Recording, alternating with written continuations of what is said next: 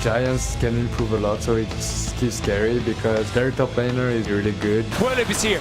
But what damage can Whirlip do? They lost it. 2, that's 3. Whirlip's going to get out alive. I think Gambit thinks they're a decent team, but nothing to be really worried about. They're going to be able to take him down and walk it out. Nicely done by Gambit. You can have a tough start and still bounce back eventually. Meet Your Makers finally get control. I think they're still in the honeymoon phase. The Unicorns of Love dominate. Unicorns! Unicorns! 37 minutes in, and Elements pick up win number 2. It's hard to play versus Elements. That's one of the hardest opponents.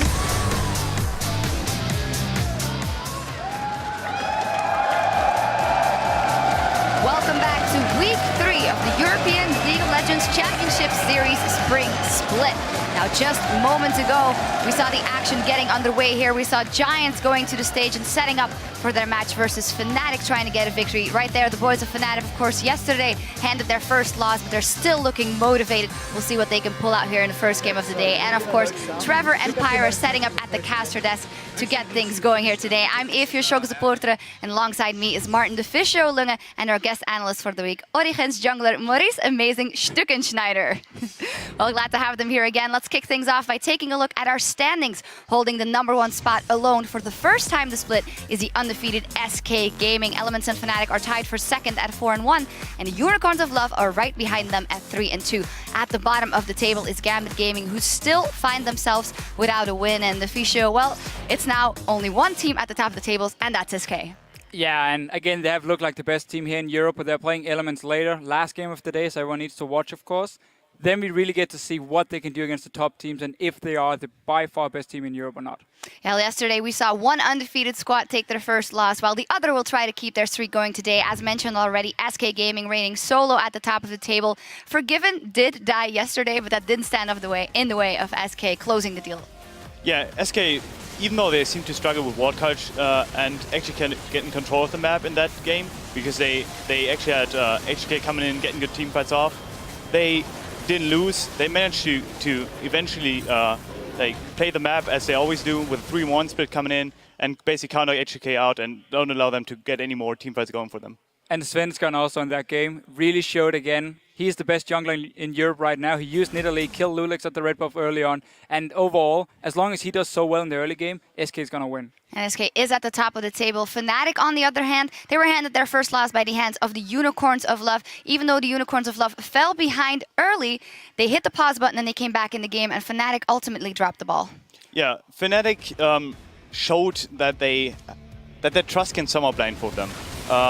They showed that the overcommitment that they sometimes come away with wasn't working against this kite comp that UL was running, and UL was actually able to capitalize and trying to counter engage and bait Fnatic more or less in multiple team fights, where we see Annie flashing, trying to get the tippers off, and she's being charmed away and basically losing again to that. And honestly, in the game yesterday was probably the worst performance for Fnatic. If you look at the individual members, we have Febiven, despite him going 9-0 on LeBlanc, he didn't actually do anything in the team fights. He just kept killing Hylissang over and over. Yellowstar missed quite a lot of flash tippers. Huni and Nar barely hit any ultis in the late game either. So there were some problems for Fnatic as a team, and that was also why they lost in these crucial team fights. Yeah, we'll see if it's an off day or if it will be continued here today as well. We saw some surprise picks here in Europe once again. Nidalee jungle, 3 wins on the board, but differing play styles and the way that she got ahead in some games. Well, Svenskeren absolutely proved how strong she is. Then Jankos had a little bit of trouble in the mid game, but overall 3-0. Yeah, Nidalee definitely has early game potential. Svenskeren abused it to the fullest, where he scouted out at least his jungle path, killed Lulix on his red buff, and allowed himself to snowball the game. But we saw the other side too. We saw Jankos struggling to a certain extent, basically not getting any plays off mid game, because quite frankly the champion is really bad when she's not ahead. Yeah, but he did get 20 stacks in the end, so of course it was worth for Jankos. Another champion we actually did see yesterday was Fizz in the top lane twice. Trinity forced into Blade of the Ruined King. And honestly, I saw people on Reddit say they didn't really like the pick. I think it's okay, but you have to play the split pushing game and not join team fights when you don't have any tanky items, and that's where we saw the mistakes, especially from World League on Giants yesterday. Kept team fighting, never really got to do too much, But I think it's an okay pick in the top lane. One win, one loss from yesterday. We have discovered some bugs with Fizz, and after review, they had little impact on the result of yesterday's games. But the league operations team has ultimately decided to play it safe and turn Fizz off for the rest of this weekend's games. And now let's take a look back at your LCS big plays from yesterday. Your second most talked about play comes from H2K's game versus SK Gaming from @MadSats writes, "Whoa, Odoamne's Lissandra ulti, damn." He's going to find Forgiven. The team isn't there, and he's going to get popped by Svenskeren. Here we go, turning around to Lulex. Big Tibbers comes out. This could be the fight turning around. The man of that fight was Odoamne. He managed to get into the entirety of SK Gaming, threw down the ultimate on himself, and actually caught 5 members with it. That was insanely well played. But you have to look at the team fight itself. Voidal went in all alone in the start, ended up dying. Then Odoamne came in later. Some coordination problems for H2K. Overall, though, when we have Odoamne, when we have Lulex, they are the 2 star players on that team, and they have to carry like Odoamne did in this team fight here. And our number 1 LCS big plays comes to us from @MindGames Weldon. Now that is a Rengar lane gank. Close to wandering in. Also, Shook, though, popped on the hunt. Looking for Corey, jump down, instant bola, and they've got him locked up. That was so well executed. Shook went for the flash engage. While flashing, threw out the baller strike. Very well executed. Well, you could definitely see that Shook didn't spend too much time in the US yet, because his Rengar was really efficient, and his ganks on mid lane, especially communicating with Throng, shutting Corey down to the fullest. Really insane play. Absolutely lethal. Thanks for those tweets. And remember to keep sending them in throughout the day by tweeting @LL Esports and using that hashtag LCS Big Plays. Now, that was yesterday. Let's see what we have in store for you today. In just a few minutes, Fnatic will take on Giants, and then we'll close out our week with a clash of the Titans of Europe as Elements face off against SK Gaming. Ton of good matches today, but what a firecracker at the end of the day. Yeah, of course, that's going to be the big game here. Everyone wants to see what SK can do and if Elements are underperforming or not. Because it's kind of weird, they're second place right now, tied with Fnatic, won 4 games, and yet we keep talking about them underperforming, too many mistakes. I mean, we have very high expectations, and we have to see now against SK if they can actually pull it off. And as always, you can keep tabs on the standings, schedule, rosters, and more at LLesports.com. And while you're there, check out the latest power rankings from our panel of experts and stay on top of the competition around the world. Now, with Amazing joining us on the desk this week, we wanted to offer his expertise to you. Whether you have a question about jungle itemization or want to know for sure what the best Nunu skin is, hop on Twitter today and ask Amazing. Be sure to tweet @LOL Esports and use that hashtag #AskAmazing. And that's just silly because everyone knows what the best Nunu skin is. Ha, ha, ha, ha, ha, ha. Anyway, but for now, we're going to look at our first match of the day between Fnatic and Giants Gaming. Starting off with the lineup for Fnatic on the blue side in the top lane, it is Huni jungling for Fnatic, Rainover holding the mid lane, Febiven, AD carry, Steelback, supported by Yellow Star, and their coach, Daylor. As said, they were handed their very first loss of the LCS when they lost versus the Unicorns of Love. They got ahead early, they fell off later in the team fights. Yeah, it was some messy team fights by Fnatic later on. Again, we talked about it earlier, how there was a lot of individual mistakes in these fights. You have missed tippers or an ulti from Huni on Nard. They completely missed everything. And overall, I think Fnatic as a team, I actually think it's good for them to lose a game and realize, okay, we are not invincible and we can actually still lose late game team fights despite us playing so well early on. So now we have seen them in week 2 struggle against Rocket, go full late game before they won the game, and now also lose to Unicorns of Love. So clearly there are some things they have to look at and fix going into the next few games.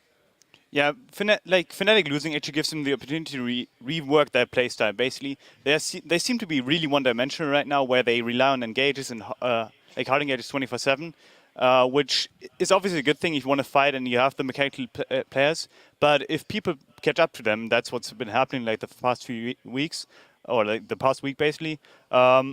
They basically need to adapt to another playstyle and form another one. We'll see what they come up with in this one. Their opponents, of course, Giants Gaming on the red side in the top. Werlip jungling is Frederick. Pepinero in the mid lane as AD carry. Audrey supported by his buddy Rydal and their coach Lozark.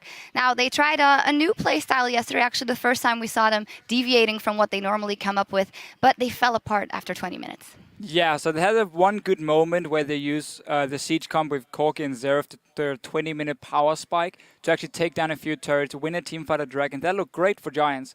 But then instead of sticking to what's working for you, they decided to run into some bad team fights. They got caught out. So again, individual mistakes, sorry, from the players.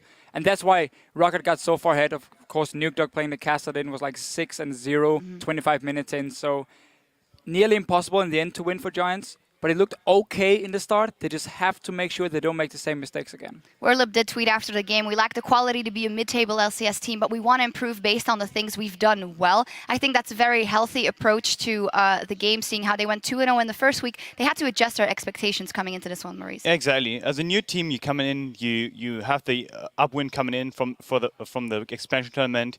You win those games, the first games, but then people will figure out how you play, because most challenger teams have like a unique playstyle that carries them through the challenger scene. But as soon as you get to the highest level, which is the LCS in Europe, people will have an answer to that, and that's what's been happening to Giants. We'll see what they can come up with here versus Fnatic. We're about to send it over to the caster desk, but as we go, we'll hear from Giants on how their support Rydal is key to their in-your-face early game. El estilo de juego al fin y al cabo es terminar las partidas rápido, pero el meta del support actualmente, que el support se mueve por todo el mapa, hace muchas kills en todas las líneas y puedes no golear la partida súper rápido. Pone visión muy agresiva en la jungla del rival muy pronto en la partida. Esa visión se ponía a lo mejor en el minuto 30 o más adelante, y ahora en el minuto 10 ya puedes ver esos wards perfectamente porque el support está ahí. Y encima con los picks que se están viendo últimamente, como Annie y León, es muy fácil acabar las partidas porque es muy fácil de idear.